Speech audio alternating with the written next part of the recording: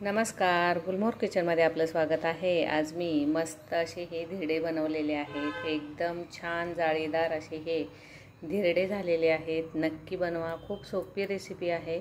एकदम पातळ असे होतात। हे पहा, एकदम पातळ होतात। इथे 1 कप किंवा 1 वाटी गव्हाचं पीठ घेतलेलं आहे। अर्धी वाटी बारीक रवा घेतलेला आहे। आता हे सर्व या पळीने एकत्र करून घ्यायचं आहे। त्यासाठी त्याच वाटीने 1 वाटी मी सुरुवातीला पाणी घेणार आहे आणि हळूहळू हे यामध्ये घालून व्यवस्थित मिक्स करायचं आहे। एकदम पाणी घालायचं नाही, नाहीतर मग गाठी होऊ शकतात।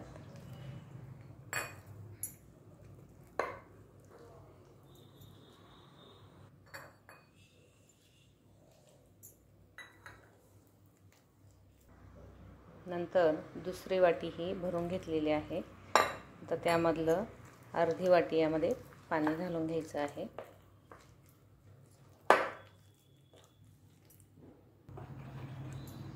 याप्रमाणे हे पीठ आता भिजवून घ्यायचं आहे। 5 मिनिट हे झाकून ठेवायचं आहे। इथे आता 5 मिनिट हे झालेले आहेत। थोडेसे जिरे हे मी कुटून घेतलेले आहेत किंवा जिरा पावडरही तुम्ही इथे घालू शकता किंवा अख्खे जिरे घातले तरी पण चालू शकतं। आता त्यानंतर 4 ते 5 हिरव्या मिरच्या या बारीक चिरून घेतलेल्या आहेत। यामध्ये आलं लसूण पण तुम्ही घालू शकता। आता इथे 1 काकडी ही मी किसून घेतलेली आहे सालं काढून, आणि 1 टोमॅटो हा बारीक चिरून घेतलेला आहे। 1 कांदा बारीक चिरून घेतलेला आहे आणि थोडीशी कोथिंबीर। आता यामध्ये चवीनुसार मीठ घालायचं आहे आणि हे सर्व आता मिक्स करून घ्यायचं आहे।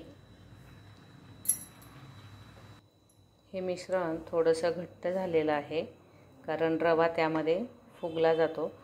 आता 2 वाट्या पाणी मी यामध्ये घातलेलं होतं।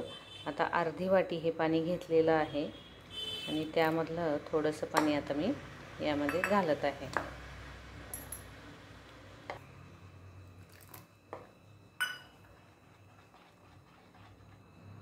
हे मिश्रण आता इथे तयार आहे। याप्रमाणे असं घट्ट झालं पाहिजे, जास्त घट्टही नाही आणि पातळही नाही। इथे आता थोडीशी चव घेऊन पाहिजे आहे। जर मीठ लागत असेल तर थोडंसं मीठ यामध्ये घालायचं आहे। कांदा आणि काकडीमुळे याला खूप छान अशी वेगळी टेस्ट येते। करून बघा नक्की। तव्याऐवजी मी इथे ही कढई घेतलेली आहे, हे पॅन घेतलेलं आहे। अगदी थोडंसं तेल घालायचं आहे, जास्त तेलाचा वापर इथे करायचा नाही। थोडं जरी तेल वापरलं तरी पण व्यवस्थित असे हे धिरडे होतात। पॅन चांगलं तापल्यानंतर, तेल चांगलं गरम झाल्यानंतर थोडं थोडं करून पळीच्या साहाय्याने हे मिश्रण यावर घालून घ्यायचं आहे आणि गॅस हा बारीकच ठेवून व्यवस्थित वरची बाजू सुकल्यानंतर उलटवून घ्यायची आहे, म्हणजे व्यवस्थित उलटली जाते।